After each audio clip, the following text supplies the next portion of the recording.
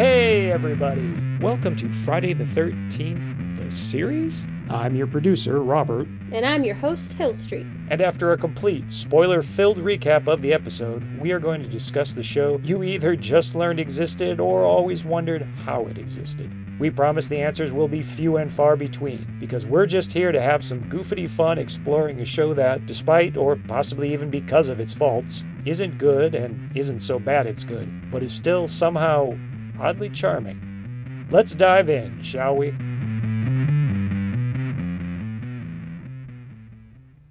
Full disclosure, I believe I had seen the first 4 episodes when I wrote this script, and I've seen the first 5 as of this recording. With Hill Street, we're trying something new, just to see what works best. So she watched this episode right before recording and is fearlessly reading this script with 0 preparation. That said, Hill Street, are you speeding? I'm speeding.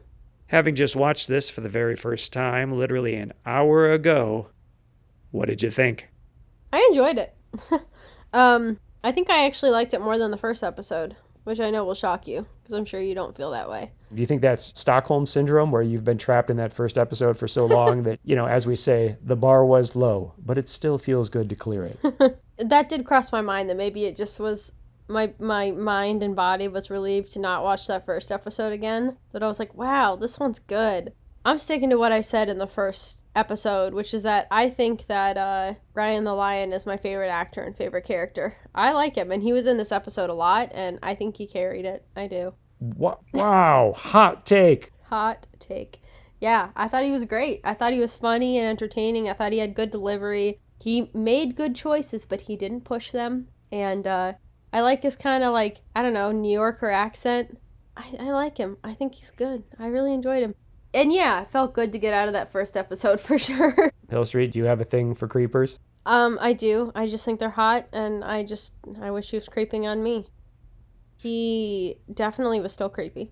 No question. But, it's his thing. Everyone has their thing. It's his thing. I don't fault him. I'm super excited to hear you read this now because honestly, I remember the gist of what I said, but I wonder now, did I say anything that you're gonna vehemently disagree with in terms of John D. LeMay's performance? Oh, I will definitely let you know if I do. But I also felt like this storyline was much more cohesive than the first episode. I will say that right off the bat. Yeah, at least in the broad strokes. Lord knows I did take this one to task at one point where there was one moment, I don't know how many times I had to watch it just to make sense of this convoluted off-screen plan that all happened, long before the episode begins. But other than that, if you can just, I don't know, I guess if you can just go with it and you don't think about it too much, it's probably fine. But yeah, we'll definitely talk about it when we get there. Because there is some shenanigans and some complexity going on off-screen that seems way overwritten. Yeah. This is your first time seeing this script, so get yourself positioned, get yourself set, and whenever you're ready, here we go. In a monastery the size of a castle, an abbot and 2 monks discussing selling the I almost said monass. Castle monostel? Are you saying it monostel? Yeah. Once again, talk about a beginner's trap. I sure nailed it. Yeah, we're starting off with my own personal portmanteau of monastery and castle. How are you saying it? Monostel? Monassel, as in castle. Let's go ahead and go actually read episode 2, The Poison Pen, just to let everyone know what the title of this episode is. Okay. Episode 2, The Poison Pen. In a monastery the size of a castle, an abbot and 2 monks discuss selling the monastel to land developers. 2 land developers. The actor playing Brother Lacroix, there's that French again, is good, but as always, I would have loved to have seen Michael Gross in the role. While the abbot heads up to the roof to spread news of the decision not to sell to the rest of the Brotherhood via carrier pigeon, the Oracle of Death, a monk in a dimly lit underground chamber, writes with a quill pen a passage about the abbot we hear read aloud in the whispered tones of someone trying to corner the ASMR market. Which, I have to tell you, the whole whispering thing literally made my skin crawl. It grossed me out so much. I'm, not a fan of whispering in general, but this whispering especially was, super gross to me. Oh, are you anti-ASMR? Absolutely. I hate most weird sounds and stuff like that. I hate a lot of words, as you know, but yeah, it's bleh. He did not like that. Yeah, we probably should have gone into that last episode when a certain word came up. Yeah, What is the reason for, would you care to share the reason for why you hate certain words that other people would not find offensive in any way? You know, it's called misophonia. It's like an actual like mental, I don't want to say mental disorder, but it's like something that some people have where certain words just like trigger something in their brain and it really bothers them. It's common. Most people hate the word moist. Like that word grosses a lot of people out. Moist does not bother me at all. I get that one is probably like an association for people. Like the idea of something being moist grosses people out. I don't know. Moist doesn't bother me at all. I have weird ones. My sister has it too. We both hate like chewing sounds and swallowing sounds. Like any eating sounds makes our skin crawl, but I have like specific words. Like I'll tell anyone who's listening. Anyone, by the way, just as a side note, we joke that like, oh, no, it's us using code words. Anyone who heard this and they know me would immediately know this is me because I'm pretty sure I'm the only person on the planet with this. But that aside, Once again, you are in those medical journals.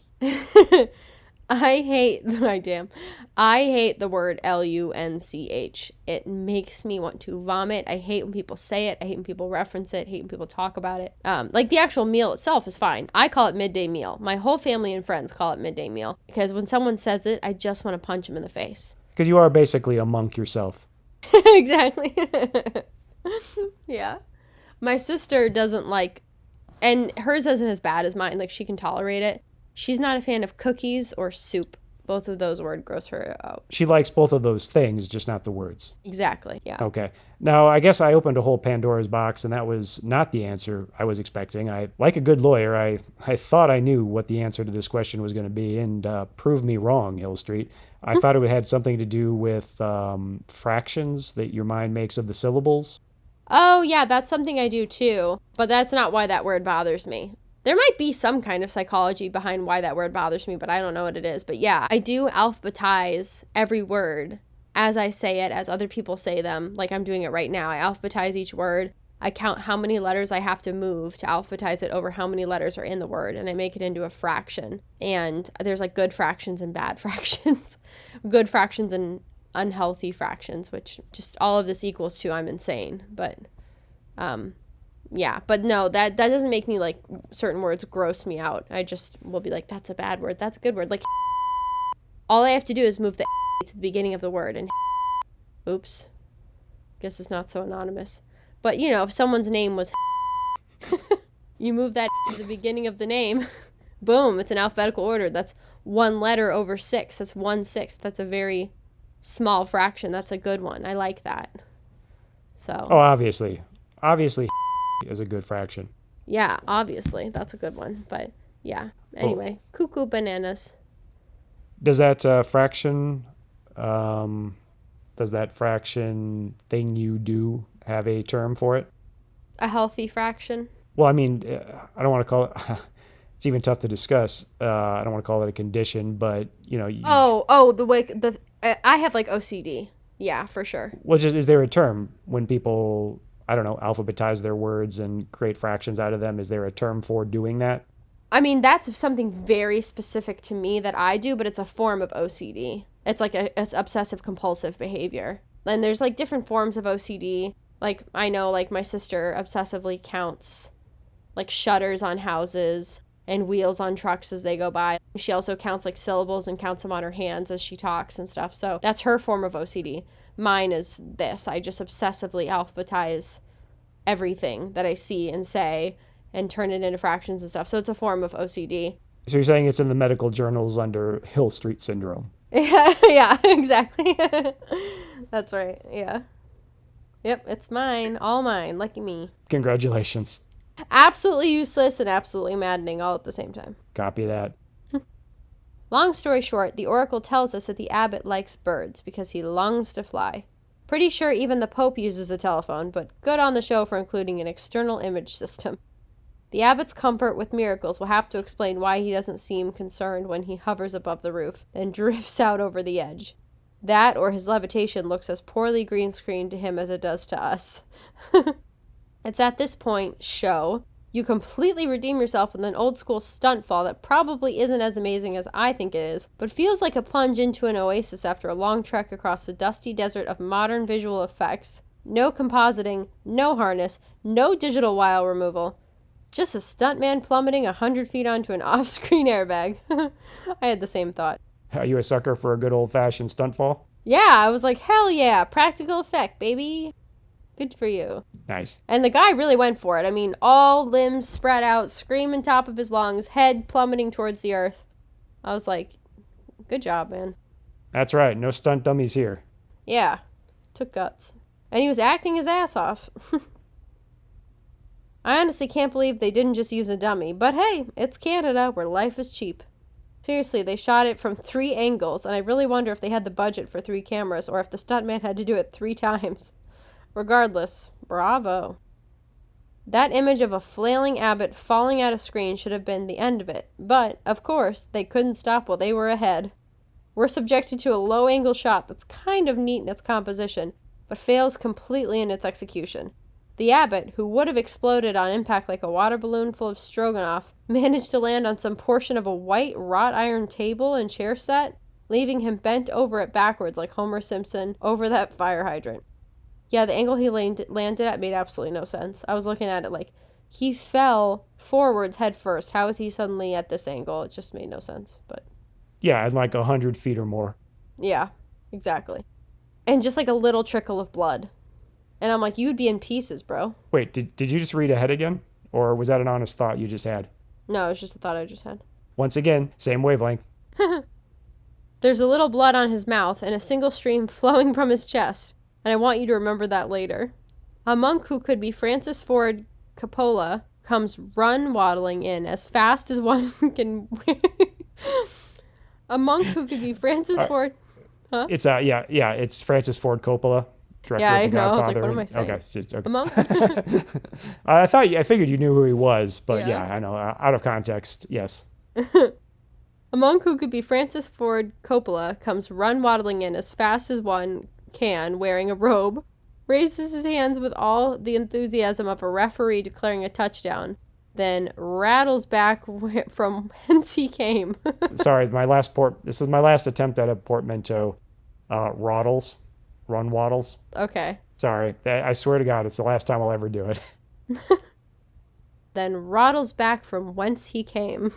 If it wasn't for the Oracle's voiceover at this moment, I'm certain he would have shouted, "Mamma mia!" A phrase many Italians actually use, so no angry messages. 2 other monks drift in and maintain a respectful distance. So distant, it kind of passes the inflection point and drifts back towards disrespect. Seen from a new angle, your favorite antique store, and mine, actually looks like a legitimate store in a real commercial neighborhood. And all it took was a static establishing shot, so kudos to both of us. And episode 1 was as good as its promise, and that Louis Vendredi's antique is now called Curious Goods, which, if you think about it, is a real dick move.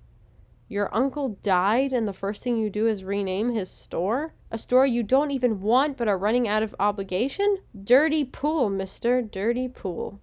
The Abbott's death is literally front page news. A rather insensitive headline reads, "Oracle of Death dead right again." But it's the Mirror, and what do you expect from that notoriously sensational rag? This episode's 6 months ago is this headline that asks us to believe the press is somehow aware of a monk in a basement in a secluded monastery behind an iron fence that has perfectly crumulent ability to predict deaths, instead of the far more likely alternative that he's either a murderer or just learning of the deaths, then writing them down after the fact. Front page news. I have to stop you just to congratulate you on the fact that you nailed cromulent, which isn't a word. It's not my own thing either. It's from The Simpsons. There was a joke where they had characters make up the words embiggens and cromulent. Uh-huh. And the whole gag is that neither of them are real words, except at this point, because of The Simpsons, they kind of have both. I think they're literally both recognized as real words in the dictionary now. but they're not real words, and yet somehow that's the one you nailed correctly. Didn't even Seriously. hesitate. Seriously, kudos. I usually have pretty decent phonics abilities, but some of these words I'm like, Yep, I know I'm throwing you some curveballs, but well done. No, I literally had the same thought of like, is nobody going to question if this dude is killing these people, or just that after the deaths because I'm like, they're not like going up, he's not posting these on Facebook a week before they happen. I don't know. Yeah, how do they know about him at all? And even if they do, how do they not suspect him of murder? I know, exactly. The far more plausible option that he commits murder. Yeah. Way back earlier, I referenced an actor by the name of Michael Gross. Does that name ring any bells with you? Mm-mm. Okay, so I'll start naming a few projects. I mean, a lot of people would know him best from the 80s sitcom Family Ties, where he played a father, but the reason why you actually might know him is, are you familiar, and please tell me you are, I don't think we've ever discussed this. Are you familiar with the Tremors movies?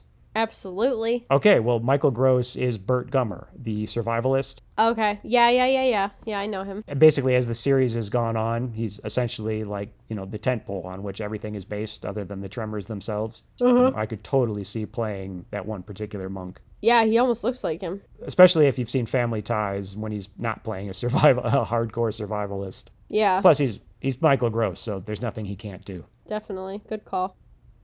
Apparently, the expense of the failing stunt once again preempted purchasing wardrobe for Ryan the Lion, who crawls halfway there with actual pants instead of shorts and a wallet chain, no less, but the sunglasses hanging from his t-shirt stretch the neck. Oh my god, the sentence is so long. I can't with you. You with the freaking sentence is the whole paragraph. Okay. I'm working on it. It's a work in progress. I will, I promise to do better. And, And with that concession, I will mention that it's a falling stunt. It's what I like to deem the concession sandwich. I concede a point, and then I give you direction, and then I concede another point. Sorry about the run-on sentences. It's falling stunt, not failing stunt, and sorry about the unique portmanteaus. I'm not sure I forgive you for all of it yet, but I'm looking in my heart. Okay. Okay. Apparently, the expense of the falling stunt once again preempted purchasing wardrobe for Ryan the Lion, who crawls halfway there with actual pants instead of shorts and a wallet chain, no less. But the sunglasses hanging from his t-shirt stretched the neck in a really sloppy, distracting way. More baffling, the makeup department apparently had insufficient concealer to hide the bags under his eyes. I can only assume the writer of the exchange between Mickey and Ryan, "No one can predict the future. How can you predict that?" dislocated their shoulder, overreaching to make that joke. Bare minimum, it needed a punch-up of, "No one has or will ever predict the future," for it to even make sense. We're next asked to believe Ryan, a man who knows about diablerie. We're next asked to believe Ryan, a man who knows about diablerie and deucins. God damn it. Sorry. That's last time I can think of that those get mentioned. I'm hearing a lot of this is the last time. I'll stop referencing that. I'll stop writing scripts. How about that? We're next asked to believe Ryan, a man who knows about diablerie and deucins, doesn't know about Nostradamus? Speaking of predictions, Jack Marshak pronounces Nostradamus two ways. Thoughtfully future-proofing against internet pedants. Pedants? No, yeah, you nailed it. Pedants. Instead of ignorance, Mickey gets to demonstrate stupidity by announcing she doesn't believe in tarot or astrology, yet she hunts haunted objects. So, predicting the future, dumb. An evil wish-granting pen? Yeah, obviously. Actually, I didn't even think to mention it the last time, but the show really went from 0 to 60 regarding everyone getting on board with believing in the supernatural, but I guess it was the 80s. Genius in training, Jack, suddenly realizes a monk that can predict the future might just be something they should look into when he recognizes the quill pen the Oracle uses as something he himself had a hand in creating. Jack, you seem like a cool dude and all, but wouldn't be doing our job if we didn't ask. Are you evil? This exciting moment is staged with all three actors lit from behind, either partially or, in Ryan's case, completely in shadow, leaving only his soft voice and almost mumbled delivery to convey his performance. I resent that. His performance was brilliant. Noted. Total aside, but having Ryan sit on the back of a chair with his feet on the seat was probably done for compositional reasons, and is completely unfitting with his character, but very distracting in that he's positioned so far back it looks like he's going to tip over backwards if he sits up by even 2 degrees. It's the 8-foot-tall stuffed giraffe of this episode. Yeah, because he's a brilliant actor, and he knows how to do something like that. He's probably a stunt double too. Daniel Day-Lewis level commitment there. I do suddenly want to, yes, and I do suddenly want to believe that was Ryan the Lion, John de LeMay, falling from that rooftop. I choose to believe that it was. I never doubted that it wasn't, to be honest. I thought we were on the same page about that. The stunt guy's up there like, I don't know about this one, guys. I'm not sure. I'm not feeling this one. And John de LeMay is just like, hold my beer. Mickey is offended, but actually thrilled she won't be able to investigate a brotherhood. But no, cut to Ryan wrapping her chest like a mummy while she vows to revenge on him. Oops. Nice cover. Clearly a more sensible plan than Jack going with or Ryan going on his own. Ryan then creeps on Mickey and even escalates by putting his arm around her, which Mickey slaps away before warning him, "Keep your hands off me." Sam and Diane, they are not, but even if that was the writer's intention, they are cousins. And just to piggyback on that, he emphasizes how hot her figure is. Yep. It's a lot, yeah. Am I starting to pull you on board, train anti-cousin creeping? I recognize that they are cousins and that is unusual behavior. Yes, absolutely. They definitely push the envelope in this for sure. I don't know why they keep insisting on making him hit on her when they emphasize to us multiple times that they're cousins. I think it's very strange. Do I think incest is weird? Jury's still out. But I do think it's weird that they're pushing that angle so hard on the show. Yeah, I know. I know you plant your flag firmly on cousin cest territory, but hopefully we can reach a common ground here, Hill Street. We got time. Lots of episodes. We got time. Jack uses real 14th century parchment to forge monastic? Monastic. See, I use phonics. I use phonics for all these words I don't know. Y'all need to get hooked on phonics, people. Jack uses real 14th century parchment to forge monastic transfer documents. No loss to antiquity there, but an odd choice since the documents don't need to, and in fact shouldn't be ancient. But waste this precious resource and use flowery calligraphy he does, conveying a child's understanding of how modern monasteries operate. Oh, right, a carrier pigeon. Withdrawn. Still, the message itself has all the sophistication of, "Billy is sick, so no school today. Signed, Billy's mom." I'm not mad, Jack. I'm just disappointed. Even though the documents claim they're being transferred from Yorkshire, England, John D. LeMay, the actor playing Ryan the Lion, wisely chooses not to attempt an accent. In a similar vein, Mickey wisely claims a vow of silence instead of attempting to speak in a lower register, but this excuse is made up by Ryan on the spot, so they apparently showed up just assuming no one would ever address her? What could go wrong?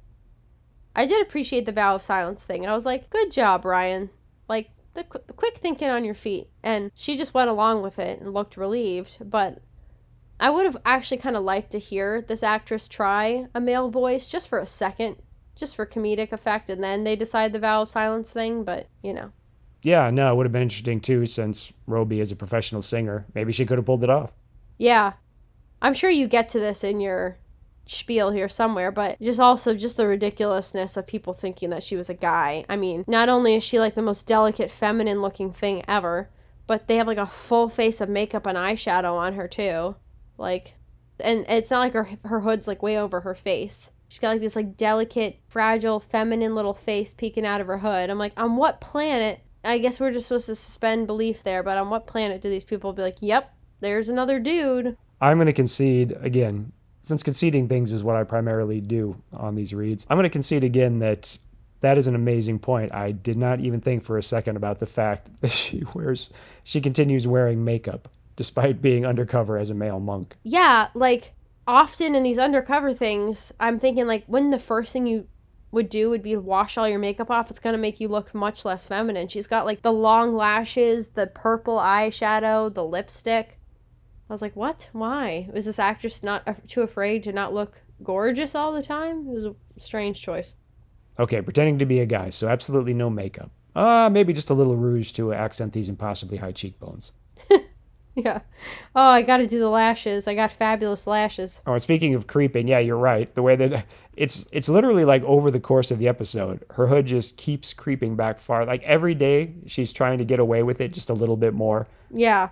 She's like, oh, they don't suspect a thing. Just keeps sliding back just another quarter inch every day until she's just like got it down around her shoulders. I know. Exactly. I understand the monk posted at the gate and even the need for a gate, but the monk's sentries on the roof seemed a bit much, especially given a recent falling death.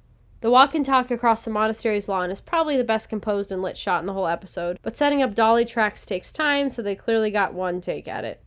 Ryan manages to step on Brother Drake's line, which must have felt even more awkward in the ADR session when they re-recorded these lines, but don't worry, Brother Drake, maybe intentionally, steps on Ryan's lines moments later. In addition, Ryan appears to be yawning when not speaking, but I think it's supposed to be understandable horror at a subtle foreground detail, namely a monk scrubbing down the bloodstained wrought iron chair the abbot landed on. Either the location wouldn't allow the production to set up lights inside or the production wasn't able to hide the lights in a way that would allow them to get the shot they wanted, so everything is beautifully lit except the actors. Look closely and you will see the most interesting piece of background action ever filmed. And I do mean closely, because the timing doesn't quite work with the camera movement, and like that motorcycle in the rain in episode 1, it's cut off almost as soon as it appears, but one hooded monk walks backwards across the hallway while a second monk crawls towards him on his knees with his hands in a pleading gesture. I knew you'd find a way to work that motorcycle back into this episode. Oh, every episode. That motorcycle is the hill I will die on.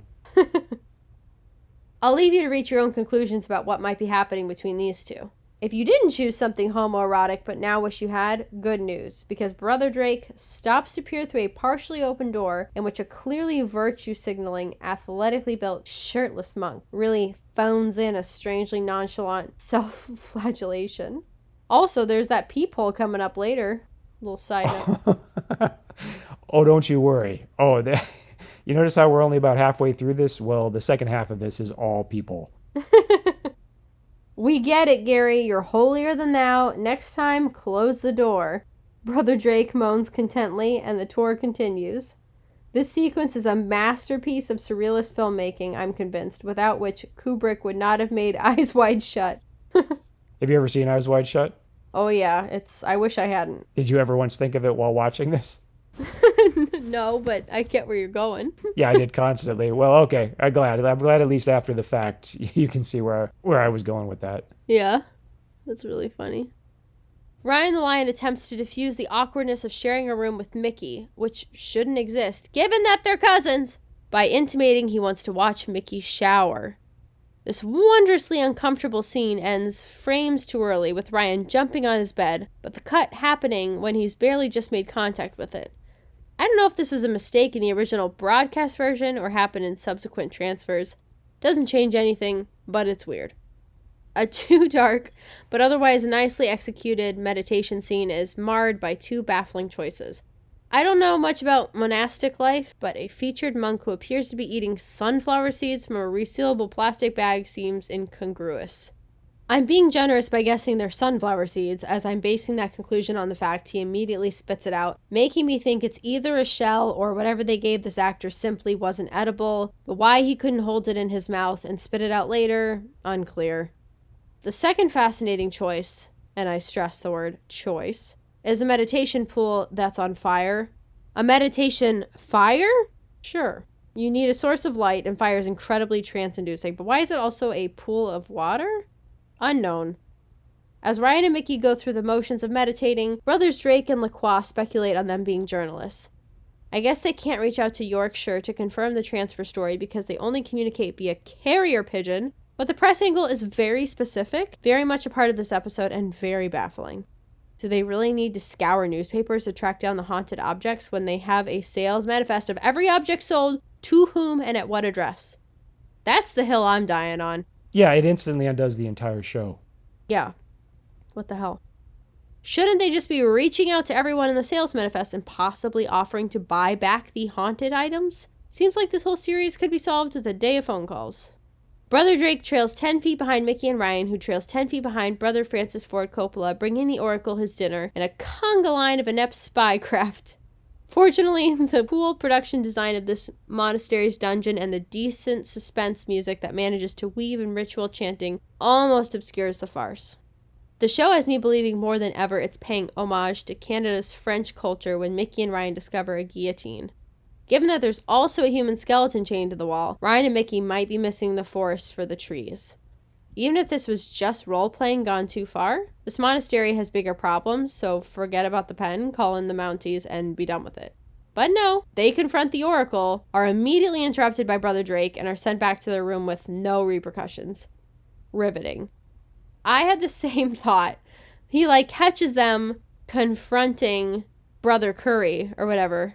What's his name? Yeah, Brother Curry. Yeah, you nailed it. Yeah, the Oracle is Brother Curry. Yeah, he catches them confronting Brother Curry, not in a subtle way. They're like, hey, we want to talk to you, and Brother Curry's all flustered. And he's like, hey, the Brother Drake catches them, and he's like, you two, back to bed. And I'm like, really? There's no questions here, no repercussions. You don't ask them why they did that. You're not suspicious of them now. Nothing. It was just so odd. Yeah, I mean, he could have stopped them at any point, too, before they got to Brother Curry. I mean, I think I'm going out on a limb here, but I'm guessing anything with the guillotine and the skeleton chained to the wall is probably out of bounds for a couple of new transfers. Yeah, that was strange. I'm glad you picked up on that, too. Just no dramatic repercussions whatsoever. Yeah, this is high drama. When I saw him catch them, I thought, oh, shit, they're going to be, expelled. But nothing. I was like, oh, okay, that was easy. The next day, as Mickey demonstrates she's never used a rake before, an elderly monk informs them the Oracle now predicts the abbot will die today. But Ryan astutely points out that can't happen because the monastery is currently without an abbot. The elderly monk reacts like this is a revelation, so I'll assume senility is set in. I also was like, you didn't know that? And also, did it not occur to any of you that a new one couldn't be appointed? That was my very first thought. A monk dressed like Ebenezer Scrooge receives a note announcing he's the next abbot, then climbs into a 4-post bed with a 500-pound canopy. Dang, and he was only 4 days away from enlightenment. The sheets of deathbed, the bed that eats people, appear to restrain him, then the canopy descends, not crushing him, but presumably smothering him, or some combination thereof. His face pushes through the opposite side of the fabric in a cool Nightmare on Elm Street effect, and he even tears a hole in it in a nice bit of realism, but I guess the weight of the frame is enough to finish the job? Yeah, that whole thing was confusing to me. First of all, I'm pretty sure that's the guy they talked to earlier in the day, who was like, oh, good, we don't have an abbot. Guess this won't come true. And then he gets a note saying he's the abbot, and he's like, awesome. And then he realizes, oh no, I'm gonna die. And then he dies. I'm pretty sure it's the same guy. Oh, interesting. You think it was the guy that I accused of suffering senility? Yeah. Oh, fascinating. Wow. I love it. That's a wonderfully Twilight Zone take on the issue. Yeah. And then the bed thing was interesting because it's coming down on him, and then his face breaks through. And I was like, oh, I think he might survive. It looks like he's breathing. But then he didn't. I don't think that bed would have crushed him. It was one little post through the middle. Right. I mean, I say 400-pound because the frame looks so substantial and the canopy is so ridiculously thick, but it's basically just fabric as far as I can tell.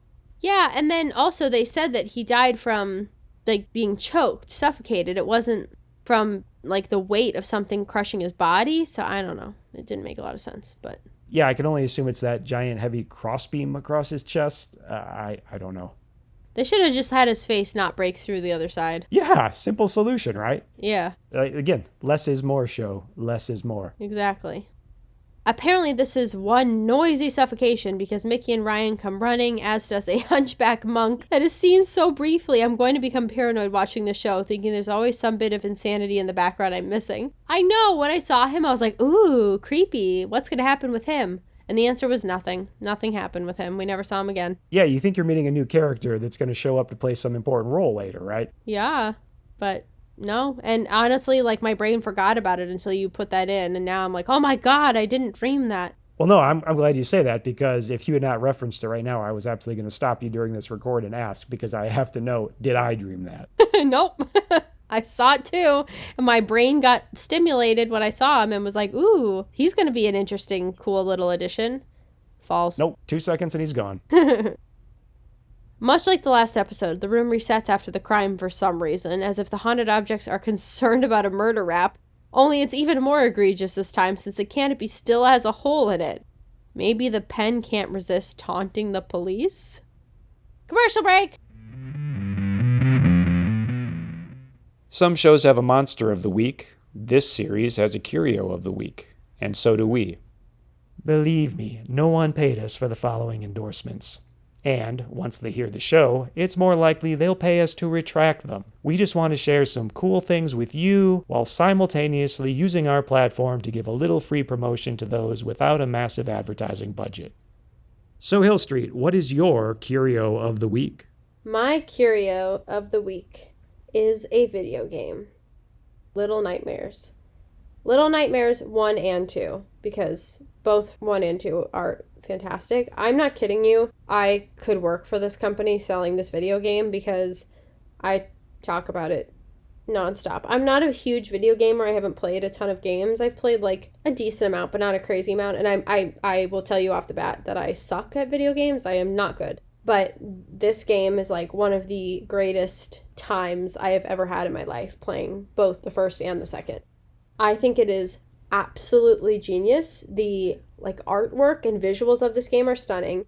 The storyline is subtle but very, very clever, and the gameplay is just brilliant. Like the puzzles that you have to solve, the way that it's structured, it's challenging but not like tedious and frustrating. I think it is like it's by far my favorite video game. I know I'm talking technically about 2, but just the story of Little Nightmares 1 and 2. The second one is probably, I like it a little bit more than the first one, but they're both just absolutely brilliant. Like I'm always trying to get people to play it around me so that I could watch them play because I'm trying to relive it. It's just those video games. If you have not played them and you like video games, run, don't walk to play those video games. And the thing is, like, I know some people are not into horror. I'm a huge horror fan, so I was excited about that element of it, but they're really not super scary. They're not jump scare. Like, they have some creepy creatures in them, but you can handle it.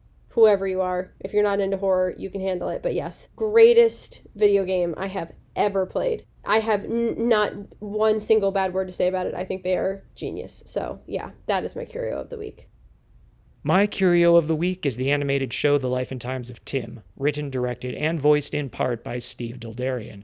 I would describe it as a Mike Judge-esque character-driven domestic/workplace comedy with natural dialogue and stylized animation that remind me of Dr. Kat's Professional Therapist, which is really its own bonus curio inside this curio.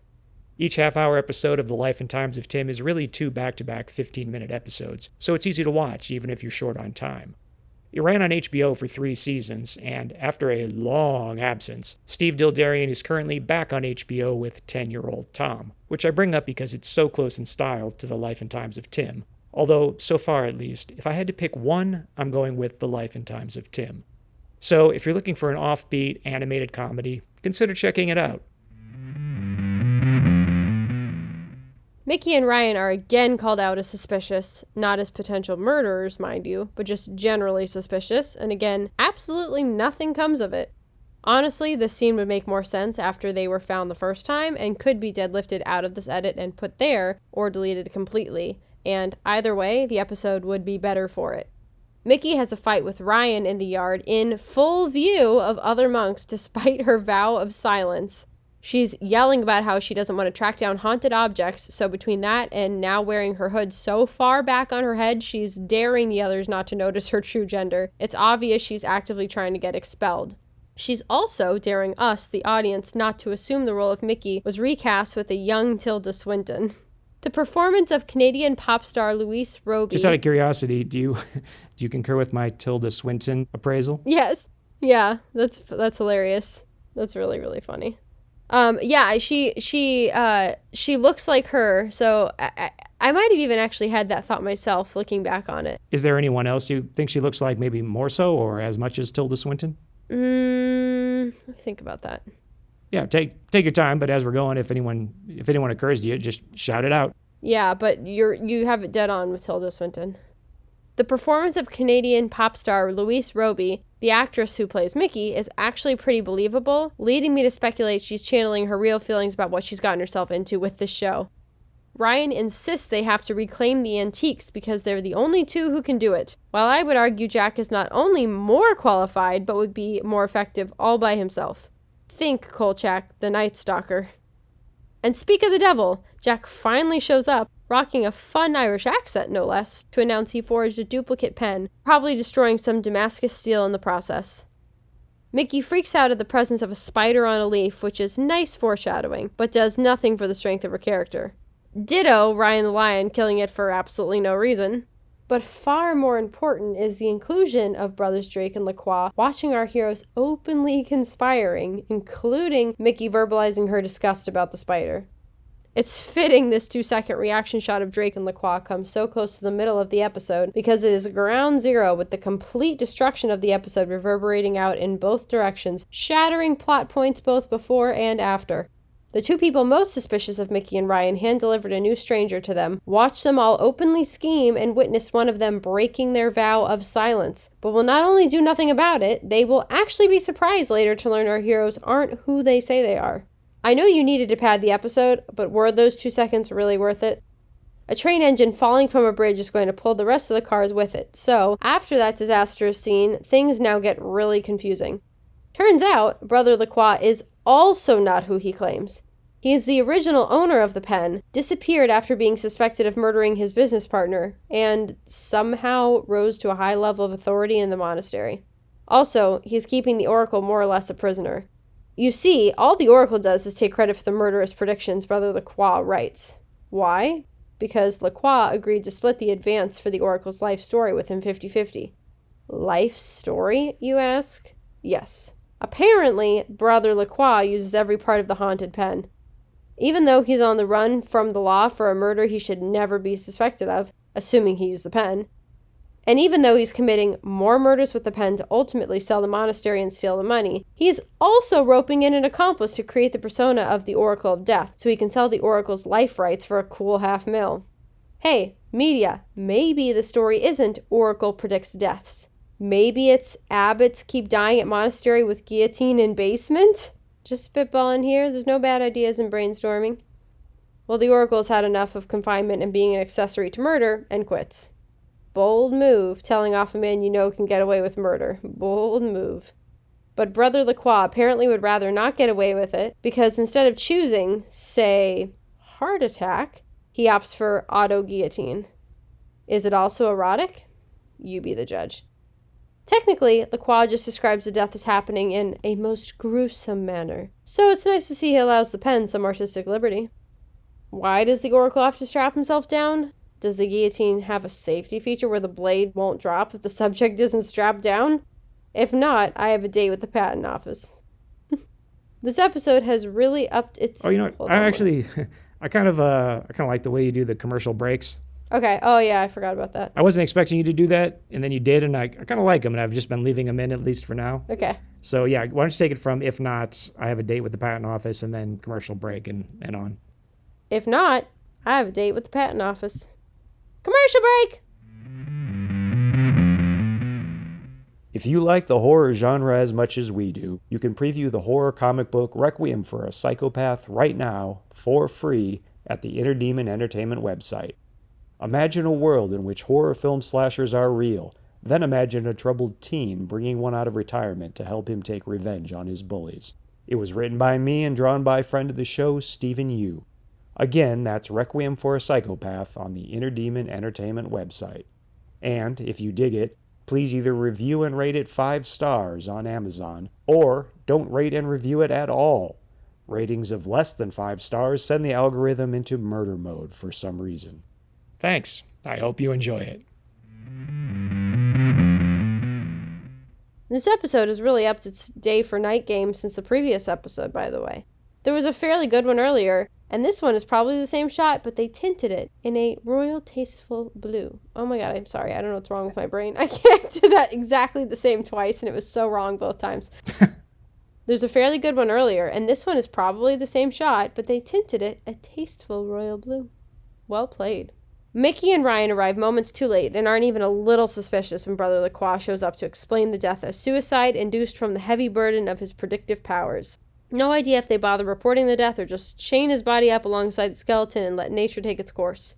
In a surprisingly character-driven moment that might be each of their best performances to date, Mickey and Ryan lie in bed discussing how scared they are. Using the pen and the knowledge of Mickey's arachnophobia he obtained when he saw her openly speaking with... Sorry, I know I need to let it go. Brother Lacroix sends a single tarantula after Mickey and Ryan, and frankly, I don't want to know how the tarantula wrangler coached the spider to climb up a narrow, bizarrely stiff strip of fabric that doesn't look like any bedding I've ever seen. Ryan swats it off Mickey just in time for her to have already been bitten, but not to worry, Jack assures him that this variety of spider is harmless. So what happened with the prediction? We'll learn in the next scene, but first we should all acknowledge the show wants us to believe Mickey sleeps in her underwear while sharing a room with Ryan the lion. So creepy. The next morning, Brother Lacroix is so stunned to find Ryan and Mickey aren't dead, he overplays his hand, causing Jack to speculate Brother Lacroix sent the spider to kill them. Fair enough. And the explanation for why they aren't dead is sufficiently clever. Since they're lying about their identities, the deadly predictions don't apply to them. Turns out evil is kinda stupid. Okay, but then why the spider? You're thinking, well, it showed up, but it just couldn't hurt them. But no! In a bizarre little bit of unnecessary exposition later, we'll learn 2 unlucky monks were killed elsewhere. So that spider showed up by pure chance. The 1 in a billion odds of it is truly the greatest miracle of all. Oh yes, and little side note, the 2 monks that were killed elsewhere were the monks whose names they had stolen. So, sucks to be them. Brother Lacroix instructs Brother Drake to send a telegram to Yorkshire to finally check on Mickey and Ryan. So I take back everything I said about monks actually using modern communication tools. You've won the battle, show, but you haven't won the war. Why this exchange was interrupted by a weeping monk running past in the foreground is beyond me. Based on nothing more than not seeing the prediction diary on the Oracle's desk in the 2 seconds they searched his chamber, Ryan suspects Brother Lacroix was behind the murders all along. Which means, like the Oracle, they know someone who kills with impunity is onto them, yet they just stick around in the open waiting to be murdered.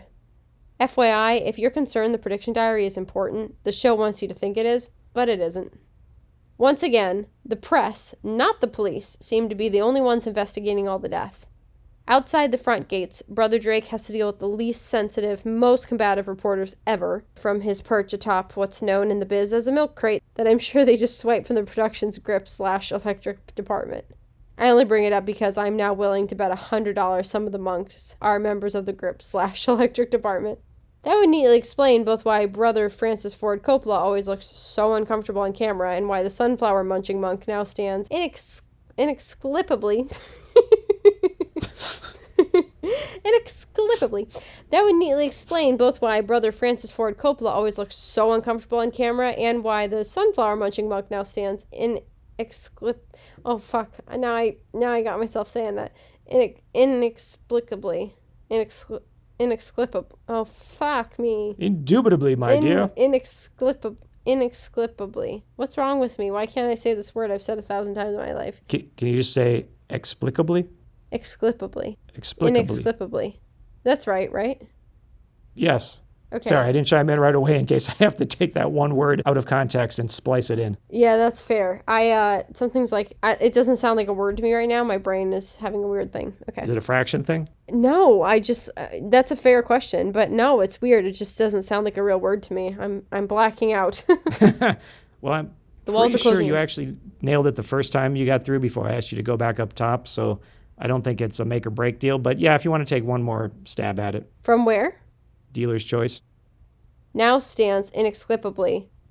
Brother Drake. This is so weird. I don't know what's happening to me. I'm having a stroke. Okay, just start from and why, and then when you get to stands, I'll splice in the word, and then you keep going with behind, okay? We're going to do this teamwork. Watch, it's going to be like, and why the sunflower munching book now stands inexplicably behind. It'll be like so much louder. Okay, can you say it for me once? Inexplicably. Inexplicably. Was that right? I'll say it like the dictionary person. Yeah. Inexplicably. Inexplicably. Inexplicably. Just read up till stands. I'll say inexplicably, and you continue with behind Brother Drake, and teamwork will make the dream work. Okay. You ready to try this noble experiment? I'm ready. And why the sunflower munching monk now stands Inexplicably. behind Brother Drake, munching sunflower seeds. Hey! Hey! This Dolly Grip agreed to be on camera only if he could munch sunflower seeds as an inside joke with his grip/electric buddies. Did you notice that? No, I didn't, but that's hilarious. I admit I could be 100% wrong, but I swear that's what I'm seeing. Regardless of the poor quality of the footage, I'm certain I can make out the detail of him not just eating something, but spitting something out, which is why I suspect it's a sunflower seed. It is so strange. That's so funny. I believe you. That's hilarious. Like Mr. Sim in the previous episode, Brother Drake is the Job of the episode, caught in the crossfire of a war with demons he will never even be aware of. There's no reason for Mickey and Ryan to comment on why Brother Lacroix isn't handling the press himself, but it does give us a chance to see him sitting on what might be the very same wrought iron chair the first Abbott landed on, just rubbing salt into that wound. I'm going to give the show the benefit of the doubt and assume that's the case. Jack discovers Brother Lacroix keeps either a riding crop or a telescoping baton in his desk, along with 2 grip strength tools and a bottle of booze, so not sure what exactly he's into, but I'm confident he has a handshake you've got to respect. He discovers the prediction diary and matches the handwriting against a purchase order from the store, which begs the question, can you match the handwriting of monks trained in the same style of Baroque calligraphy? Aren't they essentially human printing presses? I'm genuinely curious. Okay, it's time to finally talk about the elephant in the room. The main attraction. The reason you're all here. Clear your schedules. It's time to discuss the shower scene. And the creepiest Porky's homage ever, a bloodshot eyeball watches Mickey shower through a grimy, nearly tennis ball-sized hole in the wall directly in front of her. The fact the eye is tipped almost vertical and partially obscured in the shadow makes it look alien and alarming and probably gave many children nightmares that haunt them to this day. The show really does dare you to blame the victim. Instead, I guess we can all just assume Mickey is incredibly naive and figured no one could possibly be on the other side, because no one in an all-male institution would ever want to see a naked dude. It's just a waist-high hole in a shower wall that has apparently been reinforced with a metal cylinder to prevent anything inserted into it from being scratched. Now let's all just get on with our lives. Quick footnote. Much like the sleeping in the underwear thing, we learned she put Ryan the Lion on shower guarding duty, so I guess there is ample evidence for her naivete. In a series of mind-blowing revelations, Brother Drake informs Brother Lacroix the monks Mickey and Ryan are posing as never left their monastery and were killed by a poisonous tarantula. If I hadn't spoiled this earlier, you would now be in the middle of mentally readjusting to how the rules regarding the pen work. So when he then reveals that Mickey is female, the gears would grind together as you realize that information doesn't matter at all coming on the heels of the previous info. And therefore, the only reason for him to delay delivering this info was an overpowering urge to spy on, he assumed, a man showering. In a scene that completely subverts expectation, Brother Lacroix, having finally at long last reached the logical conclusion Jack is also a spy, enters a room in which Jack is hidden under a table. Unbelievably, the ruse doesn't last 2 seconds as Brother Lacroix spots him instantly and pulls a gun. Then Jack says, "I thought you were meditating," to which Brother Lacroix replies, "I am. Premeditating." That's actually a great line. Funny that a scene with 2 seasoned actors instead of our young leads is the best of the series so far. Who knew? Commercial break! Welcome to Crystal Ball, the segment where we gaze into the future and let time make fools of us all. So I've noticed a pattern with the first 2 episodes. In the first episode, Mickey and Ryan encounter Mary and Vita at their house, only to be separated. They try to track them down at the hospital. That falls through, and then they have to actually end up back at the house where they have a second encounter with Mary and Vita and finally get their hands on the doll. And then in this episode, they're in the monastery the whole time. And they come across the Oracle of Death and presumably the pen relatively early, only to get separated and then have to come back and track down the pen a second time. And they get their hands on the pen, only to then lose it, only to then have a final showdown with Lacroix and get their hands back on it again. So I've noticed this pattern of them. It's that sort of low-budget television or almost sitcom-y thing of trapped in a small space where they track down the object pretty quickly, in part because they have a sales manifest giving them an exact buyer and address. And then it kind of becomes this game of, even though they're so close to the object, they just can't quite get their hands on it, or they get their hands on it only to lose it, having to then track it down again. Will the show continue to follow a format of Mickey and Ryan encountering the haunted object only to be separated and have to track it down again? Oh, yeah. I think it's like the Wile E. Coyote phenomenon. Like, he, I don't know, encounters that freaking Roadrunner and it kills him over and over, but it's like, I don't know, it's like there's like a stupidity there, but it's what makes the episode work almost, and I feel like that's kind of what they're going with here. Like, I think if they spent the whole episode trying to find the object, they wouldn't know what to do with that storyline, so I think they have their formula, and they're going with it. That's my prediction. I don't feel like things are going to change that much, at least not for a while. Right, and it makes sense from a budgetary point of view where they reuse locations and they keep the cast small by simply having them encounter each other over and over again. They get their hands on the object, oh, it's out of their hands, back in their hands, out of their hands. It's like watching old-timey football. Exactly. In one play, everyone handles the ball at least twice. Yep, makes sense to me. In terms of last episode's prediction, so far, same format. Lacroix was the original owner, and it seems he immediately used it to murder a business partner. So if the haunted pen influenced him in any way, I guess it happened off screen. But I get the distinct sense, especially since he handed it off to someone else to do most of the writing, and therefore probably would not be under its thrall if he ever was. I think the objects are just falling into the hands of evil people. So far we've been proven correct, but I'm sure time will make fools of us all. Yes. Agreed. But our intrepid cast can only do so much with the script they were given, as evidenced by the next scene after the commercial break. From his position strapped to a guillotine, Jack reveals he knows of Brother Lacroix's real identity, and Lacroix seems inexplicably wounded for a man about to cut someone's head off. Isn't that weird? The word didn't trouble me at all that time. I didn't even think about it. Yeah, bravo. You nailed inexplicably. That's really strange. I mean, that word's never given me trouble in my life until 20 minutes ago, so that was really weird. On his way out, Lacroix positions a candle to burn through the rope, holding up the guillotine's blade. If I were Jack, I think I would be offended I didn't warrant that fancy new evil pen murder, but just regular old run-of-the-mill murder. In a move that destroys any tension that might have existed, and really their whole subterfuge, Mickey stands up in the middle of a room of meditating monks and just announces she's leaving to look for the pen, then tells Ryan to go look for Jack. This episode is like playing Resident Evil, but with no enemies. Much like how in the previous episode they didn't take Vita from Mary the first time they encountered her, I now feel like they could have solved this thing days ago and have just been drawing it out needlessly. With 9 minutes of story left, in barges a brand new character that feels like he stumbled in off a workplace sitcom, further stomping on the fragments of broken suspense.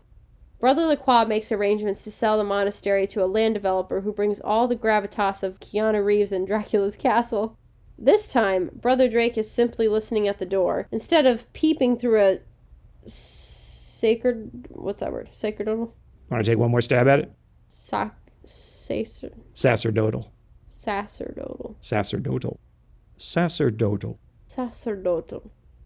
This time, Brother Drake is simply listening at the door instead of peeping through a sacerdotal. Damn it. This time, Brother Drake is simply listening at the door instead of peeping through a sacerdotal glory hole. For the record, the near minute of dialogue in which Lacroix and the developer haggle over the developer's commission, I'm not kidding, is absolutely padding. Perfect, no notes. For the record, the near minute of dialogue in which Lacroix and the developer haggle over the developer's commission, I'm not kidding, is absolute padding. As they leave the office, Mickey steps out from a hiding place that feels like the single most likely place for her to be seen, finds the pen under Lacroix's chair by luck after mere seconds of searching, and swaps it out for the fake one. However, like that cooler in Arrested Development, it accomplishes nothing, as Brother Lacroix re-enters moments later, finds the diary missing, and immediately knows he's being fleeced. On his way out, he again passes Mickey, hiding directly in his path, yet going unnoticed. Despite being at death's door, Jack apparently has too much pride to ask for help.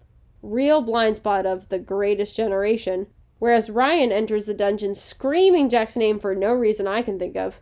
Why we see some rats for the first time and why they seem to cause Ryan to hesitate momentarily is beyond me, but it happens, and then he saves Jack. Mickey shows up to celebrate obtaining the pen, but Brother Lacroix steps out from the shadows, gun in hand, so I would say it was all for nothing, but all feels like hyperbole. Let's just say it was for nothing. Instead of just killing them, as he had previously been prepared to do with Jack, he insists on reverting to death by pen. Halfway through a prediction, or death sentence, if you will, Brother Drake decides it's the optimal time to finally burst out of the shadows with an axe. But Brother Lacroix is an old white man, not DeCaloran, so he misses. Now, Brother Drake doesn't know about the evil pen, so, at best, he suspects Brother Lacroix of an old-fashioned murder. But based on what we're actually given and not potential headcanon, it feels like a property sale has driven him to axe murder. In another genuinely clever twist regarding the rules of the pen, Brother Lacroix scrawls a death warrant, planning to tack on all their names at the end, but lacking the prediction diary, he writes it on the sales ledger that already bears his signature, thus dooming himself.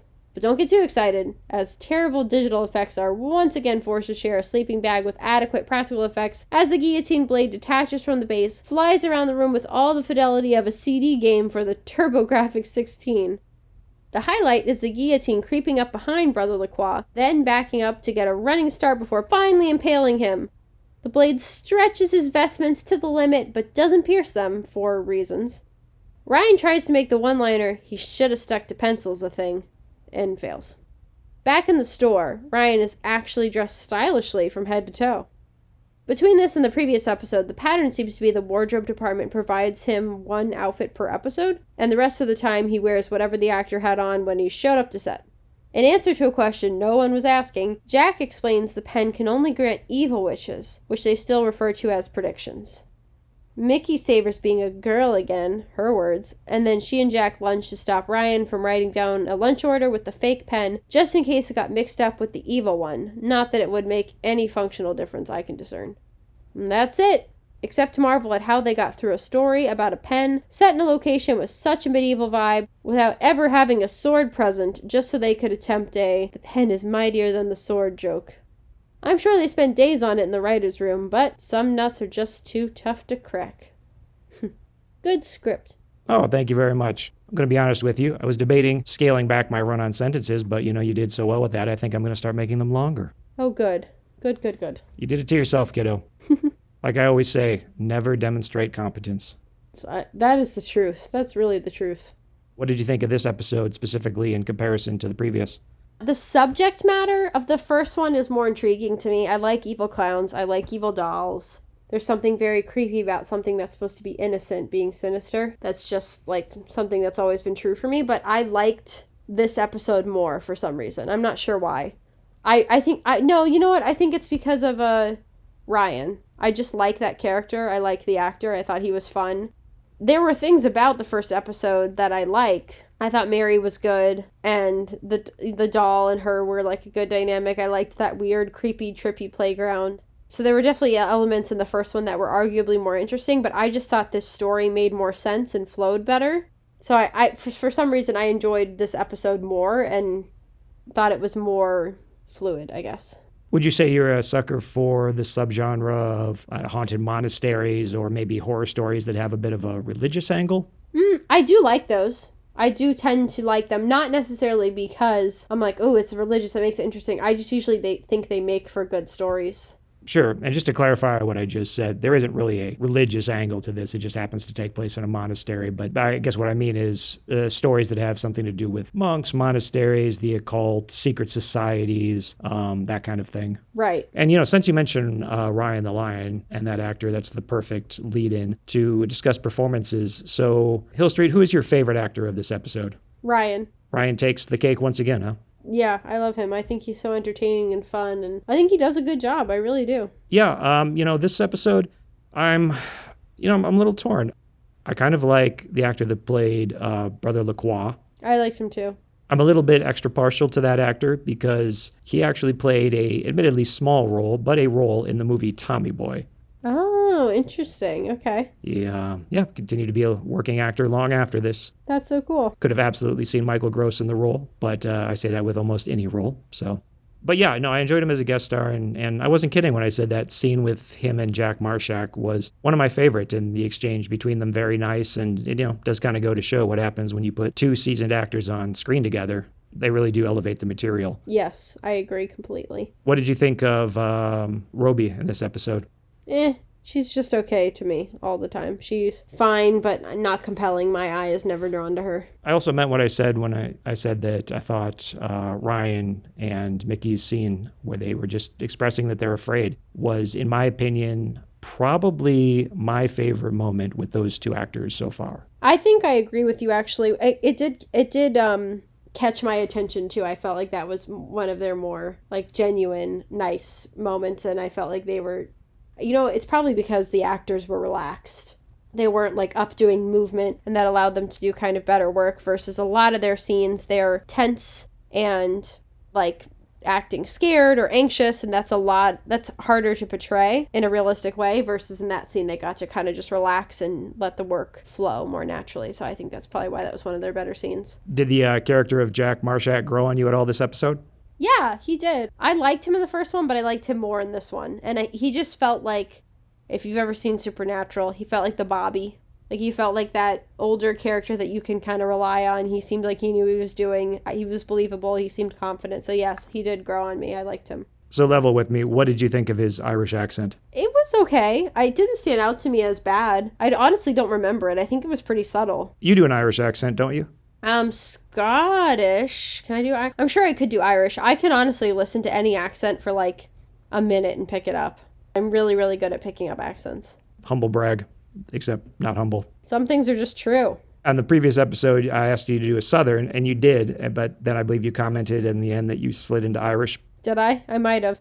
I mean, I've done a Scottish in a show before. Scottish and Irish are pretty close, but I'd have to study the differences between them for a little bit to do it, but... Scottish and Irish listeners, send your angry emails to hillstreet at Friday the 13th, the series. They do have a lot of... But yeah, you're right. I'm sure Scottish and Irish people would be offended by that. But I was in Brigadine, where I had to play a Scottish character. And then I've done Southern before. I'm sure my Southern was terrible. Whenever I'm like, I don't have time to sit there and think about it for a minute, any accent I jump into is bad. But I mean, I've done Scottish, Cockney, Southern, British, French, German. I've done all of those accents before, and I'm usually pretty decent at them. But yeah, I haven't done Irish, but I think I could, because yeah. So 2 episodes in, are you just as excited as ever to move on to the 3rd episode? Heck yeah.